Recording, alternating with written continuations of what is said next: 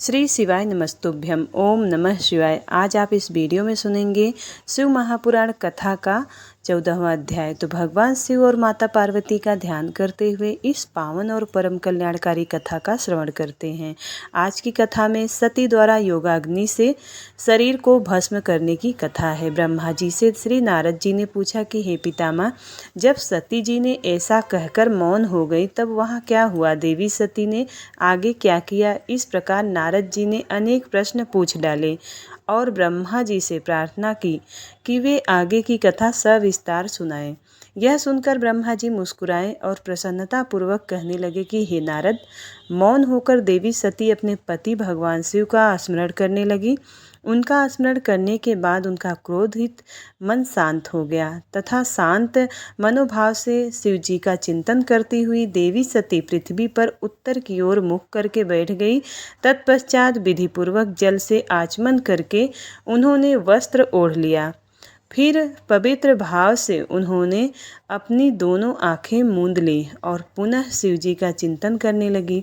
सती ने प्राणायाम से प्राण और अपान को एक रूप करके नाभि में स्थित कर लिया। सांसों को संयत कर नाभि चक्र के ऊपर हृदय में स्थापित कर लिया। सती ने अपने शरीर में योग मार्ग के अनुसार वायु और अग्नि को स्थापित कर लिया।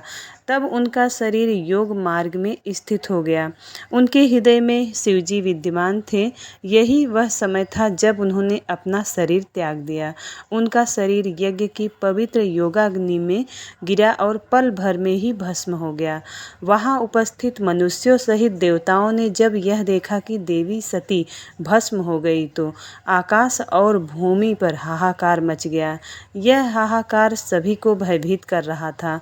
सभी लोग कह रहे थे कि किस दुष्ट के दुर्व्यवहार के कारण भगवान शिव की पत्नी सती अपनी देह का त्याग कर दिया। तो कुछ लोग दक्ष की दुष्टता को धिक्कार रहे थे, जिसके व्यवहार से दुखी होकर देवी सती ने यह कदम उठाया था।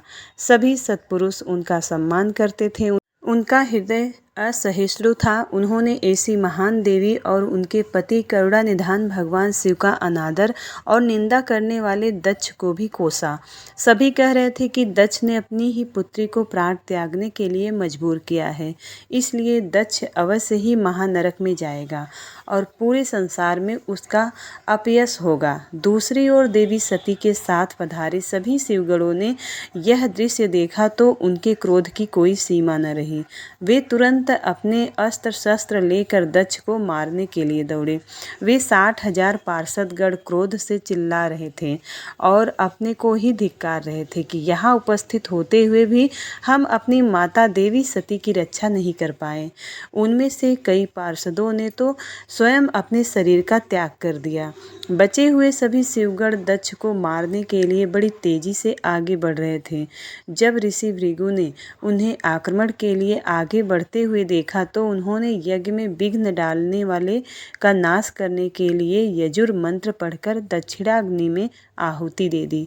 आहुति के प्रभाव से फलस्वरूप यज्ञ कुंड में से ऋभु नामक अनेक देवता जो प्रबल वीर थे वहां प्रकट हो गए। ऋभु नामक सहस्त्रों देवताओं और शिवगणों में भयानक युद्ध होने लगा। वे देवता ब्रह्म तेज से संपन्न थे। उन्होंने शिवगणों को मारकर तुरंत भगा दिया। इससे वहां यज्ञ में और अशांति फैल गई।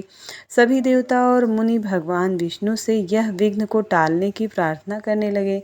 देवी सती का भस्म हो जाना और भगवान शिव के गणों को मारकर वहां से भगाए जाने का परिणाम सभी देवता सोचकर और ऋषि विचलित थे।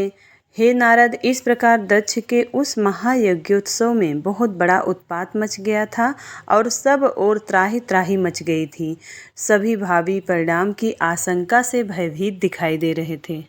ब्रह्मा जी कहते हैं, हे नारद, जब दक्ष के उस महान यज्ञ में घोर उत्पात मचा हुआ था और सभी डर के कारण भयभीत हो रहे थे तो उस समय वहां पर आकाशवाणी हुई, हे मूर्ख दक्ष, तूने यह बहुत बड़ा अनर्थ कर दिया है।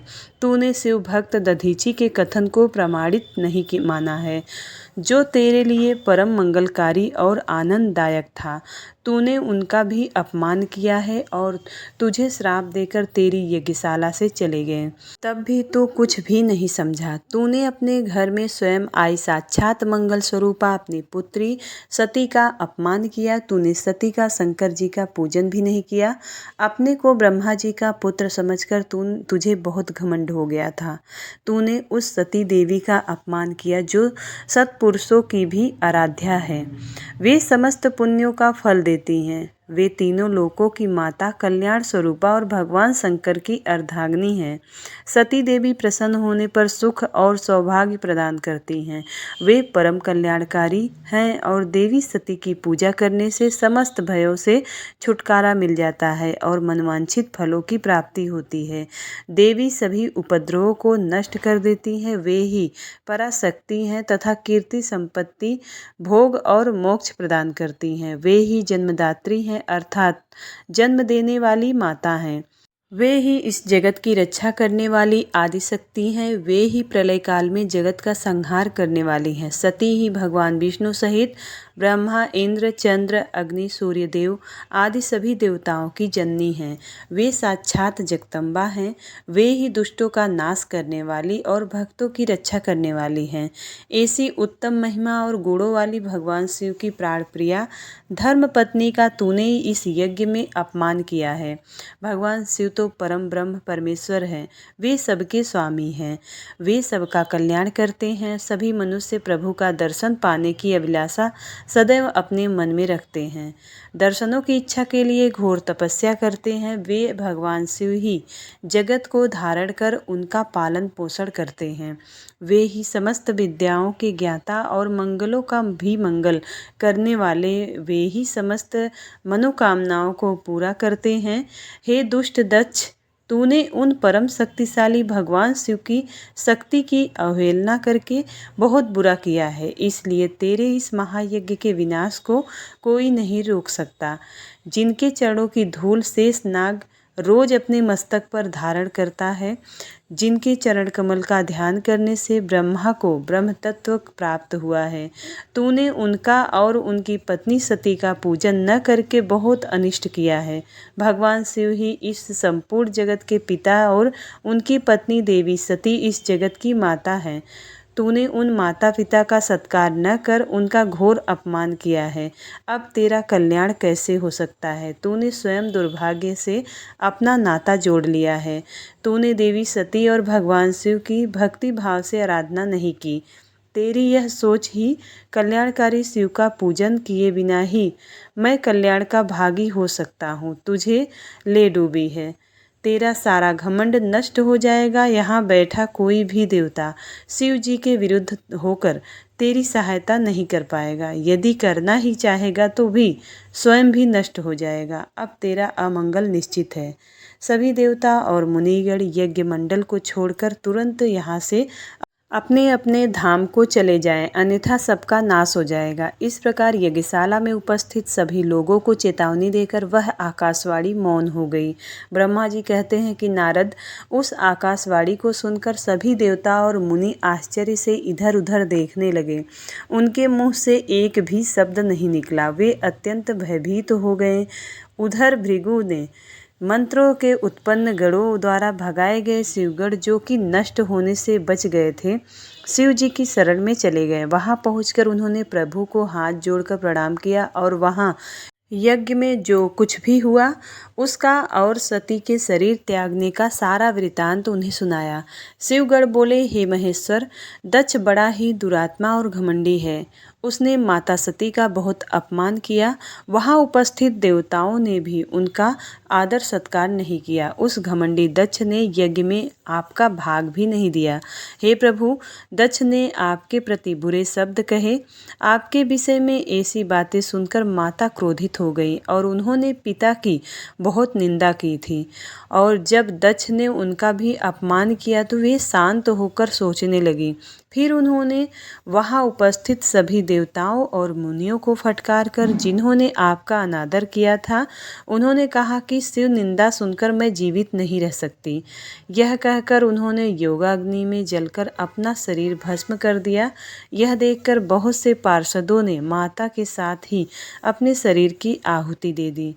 तब हम सब शिवगढ़ उस यज्ञ को विध्वंस करने के लिए तेजी से आगे बढ़े, परंतु भृगु ऋषि ने मंत्रों द्वारा गढ़ों की उत्पन्न कर हम पर आक्रमण कर दिया। हम में से बहुत से गढ़ों ने भृगु के गढ़ों को मार डाला और तब वहाँ आकाशवाणी हुई, जिससे कहा कि तुम्हारा अंत अब निश्चित है तथा जो भी देवता एवं मुनि तुम्हारा साथ देंगे वे भी पाप के भागी बनकर मृत्यु को प्राप्त होंगे। यह सुनकर सभी उपस्थित लोग वहाँ से चले गए और हम यहाँ आपको इस विषय में बताने के लिए आपके पास चले आए।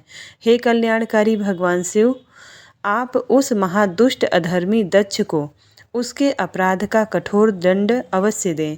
यह कहकर सभी गण चुप हो गए। ब्रह्मा जी बोले, हे नारद, अपने पार्षदों की बातें सुनकर भगवान शिव ने उस यज्ञ की सारी बातें और जानकारी जानने के लिए तुम्हारा स्मरण किया।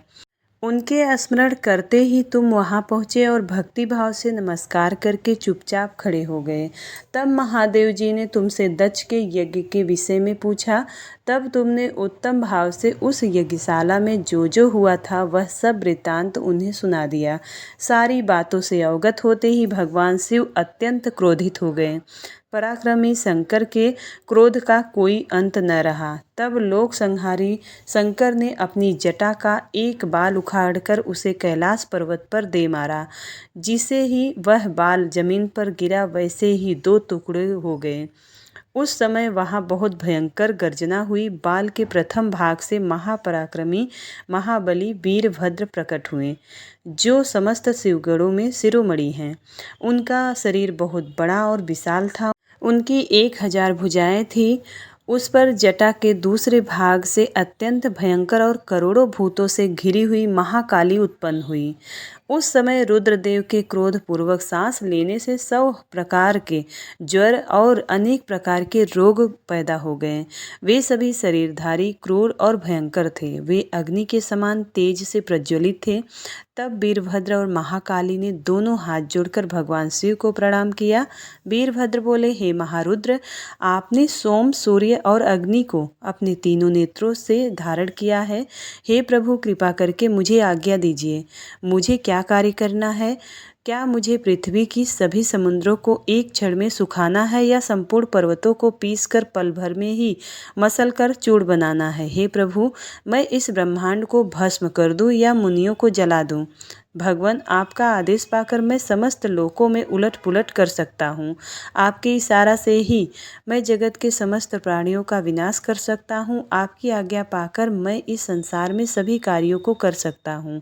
हे प्रभु, मेरे समान पराक्रमी न तो कोई हुआ है और ना ही होगा। भगवान, आपकी आज्ञा से हर कार्य सिद्ध हो सकता है। मुझे ये सभी शक्तियाँ आपकी ही कृपा से प्राप्त हुई हैं। बिना आपकी आज्ञा के एक तिनका भी नहीं हिल सकता है। हे करुणानिधान, मैं आपके चरणों में प्रणाम करता हूँ। आप अपने कार्य की सिद्धि की जिम्मेदारी मुझे सौंपिए। मैं उसे पूर्ण करने का पूरा प्रयास करूँगा। हे प्रभु, आपके चरणों का मैं हर समय चिंतन करता रहता हूँ। आपकी भक्ति परम उत्तम है। आप बिना कहे ही अपने भक्तों की समस्त इच्छाओं को पूरा करके उन्हें मनवांछित और अभिष्ट फल प्रदान करते हैं। आप भक्तवत्सल हैं। भगवान, मुझे कार्य करने का आदेश दें तथा साथ ही उस कार्य की सफलता का भी आशीर्वाद दें। ब्रह्मा जी बोले, हे मुनिश्रेष्ठ, वीरभद्र के ये वचन सुनकर शिव जी को बहुत संतोष हुआ तथा उन्होंने वीरभद्र को अपना आशीर्वाद प्रदान किया।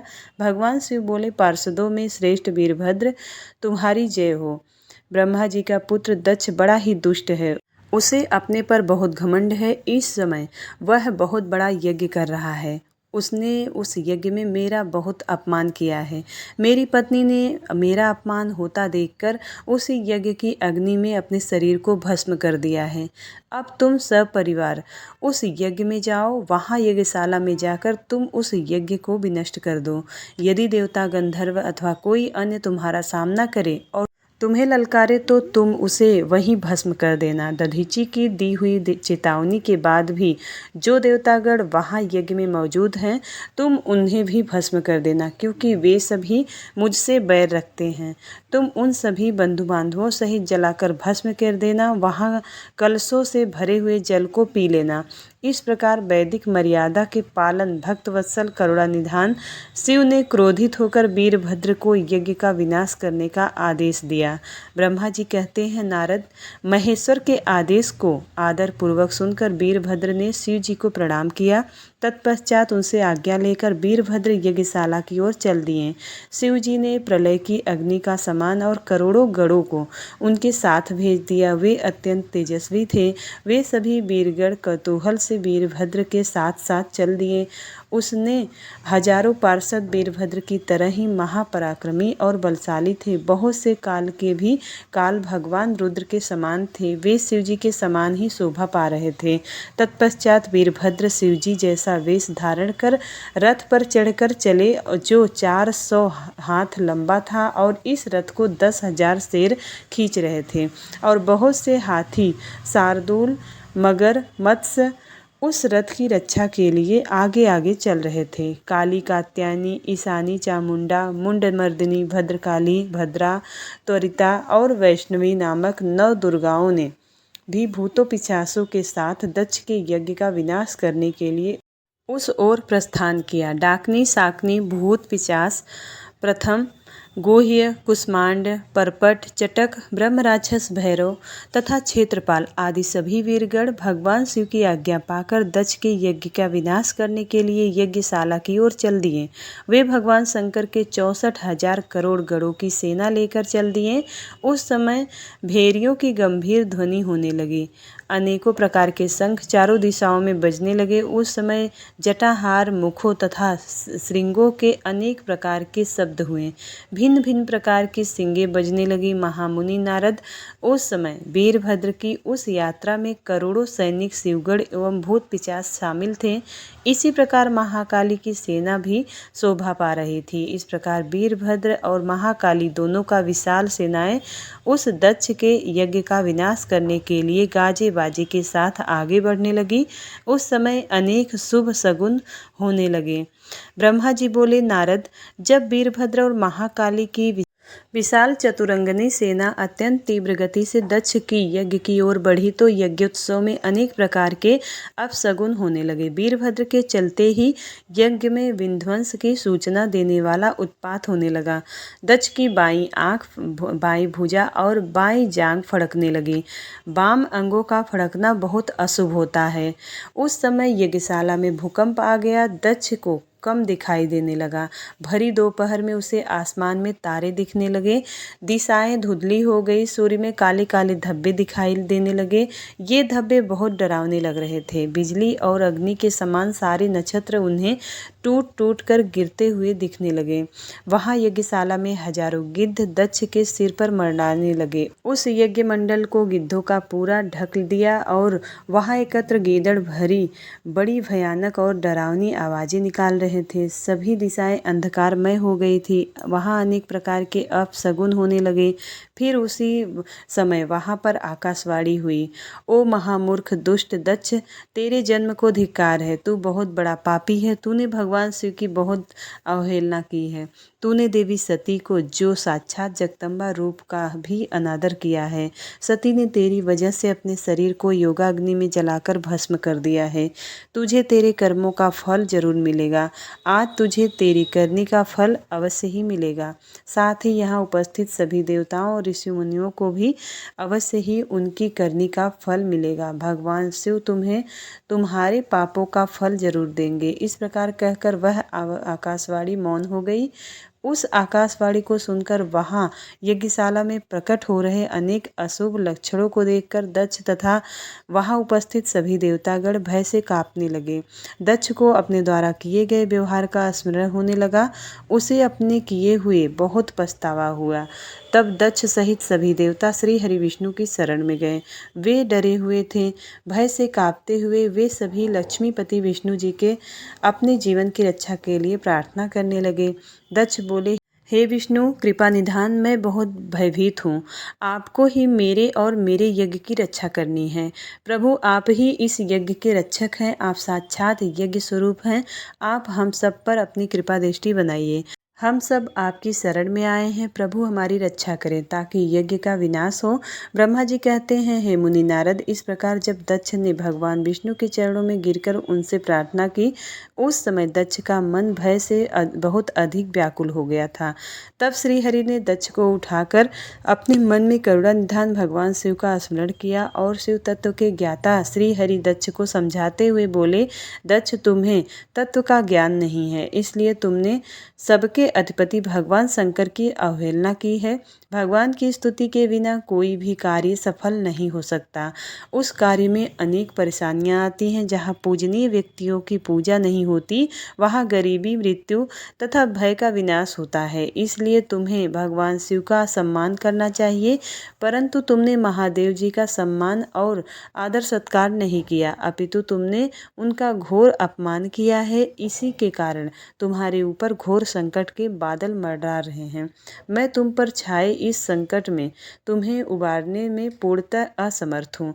ब्रह्मा जी कहते हैं, नारद, भगवान विष्णु का वचन सुनकर दक्ष सोच में डूब गया। उसके चेहरे का रंग उड़ गया और वे घोर चिंता में पड़ गया। तभी भगवान शिव द्वारा भेजे गए गरुड़ सहित वीरभद्र और महाकाली का उनकी सेनाओं सहित उस यज्ञशाला में प्रवेश हुआ। वे सभी महान पराक्रमी थे, उनकी गणना करना असंभव है। उनके सिंहनाद से सारी दिशाएं गूंज रही थी। पूरे आसमान में धूल और अंधकार के बादल छाए हुए थे। पूरी पृथ्वी पर्वतों, बानों और काननों सहित कांप रही थी। समुद्रों में ज्वार भाटा उठ रहा था। उस विशालकाय सेना को देखकर समस्त देवता आश्चर्यचकित थे। उन्हें देखकर दक्ष अपनी पत्नी के साथ भगवान विष्णु के चरणों में गिर पड़े और बोले कि प्रजापालक विष्णु, आपके बल से ही मैंने इस विशाल यज्ञ का आयोजन किया था। प्रभु, आप कर्मों के साक्षी तथा यज्ञों के प्रतिपालक हैं। आप ही धर्म के रक्षक हैं। अतः प्रभु श्री हरि आप ही यज्ञ को विनाश से बचा सकते हैं। इस प्रकार दक्ष की विनतीपूर्ण बातों को सुनकर श्री हरि उन्हें समझाते हुए बोले, दक्ष, निश्चय ही तुझे इस यज्ञ की रक्षा करनी चाहिए, परंतु देवताओं के क्षेत्र नैमिषारण्य की उस घटना का स्मरण करो। इस यज्ञ के आयोजन में क्या तुम उस घटना को भूल गए हो? यहाँ इस यज्ञशाला की और तुम्हारी रक्षा करने में कोई भी देवता समर्थ नहीं है। इस समय जब महादेव जी के गढ़ और उनके सेनापति वीरभद्र तुम्हें भगवान शिव का अपमान करने का दंड देने आए हैं, उस समय कोई मूर्ख ही तुम्हारी सहायता को आगे आ सकता है। दक्ष, केवल कर्म ही समर्थ नहीं होता, अपितु कर्म को करने में जिसके सहयोग की आवश्यकता होती है उसका भी उतना ही महत्व है। भगवान शिव ही कर्मों के कल्याण की शक्ति देते हैं। जो शांत मन से भक्ति पूर्वक उनकी पूजा अर्चना करता है, महादेव जी उसे तत्काल ही उस कर्म का फल देते हैं। जो मनुष्य ईश्वर के अस्तित्व को नहीं मानते, वे नरक के भागी होते हैं। दक्ष, यह वीरभद्र शंकर के गढ़ों का एक ऐसा सेनापति है जो शिव जी की शत्रु का तुरंत नाश कर देता है। निसंदेह यह तुम्हारा तथा यहाँ पर उपस्थित सभी लोगों का नाश कर देगा। शिव जी की आज्ञा का उल्लंघन करके मैं तुम्हारे यज्ञ में आया हूँ, जिसका दुष्परिणाम मुझे भी भोगना पड़ेगा। अब इस विनाश को रोकने की शक्ति मेरे पास नहीं है। यदि हम यहाँ से भागकर स्वर्ग, पाताल और पृथ्वी कहीं भी छिप जाए तो भी वीरभद्र के शस्त्र हमें ढूंढ लेंगे। शिव जी के सभी गढ़ बहुत शक्तिशाली हैं। विष्णु जी यह कह ही रहे थे कि वीरभद्र अपनी अजय सेना के साथ यज्ञ मंडप में आ पहुंचा। ब्रह्मा जी कहते हैं, नारद, जब शिव जी की आज्ञा पाकर वीरभद्र की विशाल सेना ने यज्ञशाला में प्रवेश किया तो वहां उपस्थित सभी देवता अपने प्राणों की रक्षा के लिए शिवगढ़ों से युद्ध करने लगे, परंतु शिवगढ़ों की वीरता और पराक्रम के आगे उनकी एक न चली। सारे देवता पराजित होकर वहां से भागने लगे। तब इंद्र आदि लोकपाल युद्ध के लिए आगे आए। उन्होंने गुरुदेव बृहस्पति जी को नमस्कार कर उनसे विजय के विषय में पूछा। उन्होंने कहा कि हे गुरुदेव बृहस्पति, हम यह जानना चाहते हैं कि हमारी विजय कैसे होगी। उनकी यह बात सुनकर बृहस्पति जी बोले, हे इंद्र, समस्त कर्मों का फल देने वाले तो ईश्वर हैं। सभी को अपनी करने का फल अवश्य ही भुगतना पड़ता है। जो ईश्वर के अस्तित्व को जानकर और समझकर उनकी शरण में आकर अच्छे कर्म करता है, उसी को उसके सत्कर्मों का फल मिलता है, परंतु जो ईश्वर आज्ञा के विरुद्ध कार्य करता है वह ईश्वर द्रोही कहलाता है, जो उसे किसी भी अच्छे फल की प्राप्ति नहीं होती है। उन परम पुण्य भगवान शिव के स्वरूप को जानना अत्यंत कठिन है। वे सिर्फ अपने भक्तों के ही अधीन हैं, इसलिए उन्होंने भक्त वत्सल भी कहा जाता है। भक्ति और ईश्वर सत्ता में विश्वास न रखने वाले मनुष्य न वेदों का 10,000 बार भी अध्ययन कर ले तो भी भगवान शिव के स्वरूप को भली भांति नहीं जान पाएंगे। भगवान शिव के शांत, निर्विकार एवं उत्तम दृष्टि से ध्यान करने एवं उसकी उपासना करने से ही शिव तत्व की प्राप्ति होती है। तुम उन करुणानिधान भगवान महेश्वर की अवहेलना करने वाले उस मूर्ख दक्ष के निमंत्रण पर यहाँ यज्ञ में भाग लेने आ गए हो। भगवान शिव की पत्नी देवी सती का भी इस यज्ञ में घोर अपमान हुआ है। उन्होंने इसी यज्ञ में अपने प्राणों की आहुति दे दी। इसी कारण भगवान शंकर ने रुष्ट होकर इस यज्ञ विध्वंस करने के लिए वीरभद्र के नेतृत्व में अपने शिवगणों को भेजा है। अब इस यज्ञ के विनाश को रोक पाना किसी के भी बस की बात नहीं है। अब चाहकर भी तुम लोग कुछ नहीं कर सकते। बृहस्पति जी के ये वचन सुनकर इंद्र सहित अन्य देवता चिंता में पड़ गए। सभी वीरभद्र और अन्य शिवगण उनके निकट पहुंच गए। वहां वीरभद्र ने उन सभी को बहुत डांटा और फटकारा। गुस्से से वीरभद्र ने इंद्र सहित सभी देवताओं पर अपने तीखे बाणों से प्रहार करना शुरू कर दिया।